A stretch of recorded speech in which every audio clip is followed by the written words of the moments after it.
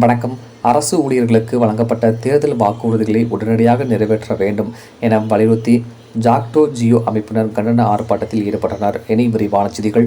அரியலூர் அண்ணா சிலை அருகே தேர்தல் வாக்குறுதிகளை நிறைவேற்றாத தமிழக அரசை கண்டித்து கண்டன ஆர்ப்பாட்டம் நடைபெற்றது. ஆர்ப்பாட்டத்தில் காலவரையின்றி முடக்கி வைக்கப்பட்டுள்ள சரண் விடுப்பு ஒப்படைப்பு, உயர்கல்விக்கான ஊதிய உயர்வு ஆகியவற்றை உடனடியாக வழங்கிட வேண்டும். தொடக்க கல்வித்துறையில் பணிபுரியும் 90% மேற்பட்ட ஆசிரியர்களுக்கு பாதிப்பினை ஏற்படுத்தும் வகையில் வெளியிடப்பட்டுள்ள அரசாணை எண் 243 உடனடியாக ரத்து செய்ய வேண்டும்.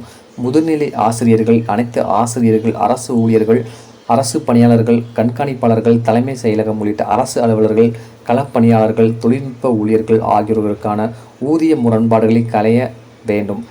அரசின் பல்வேறு துறைகளில் 30% மேலாக உள்ள காலி பணியிடங்களை நிரப்பிட வேண்டும்.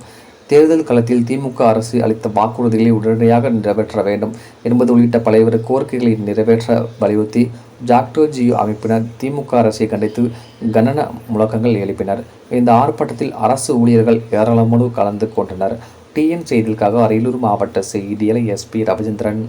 வாக்குறுதி தந்து விட்டு வாக்குறுதி தந்து விட்டு வாக்குறுதி தந்து விட்டு வாக்குறுதி தந்து விட்டு அரசாணை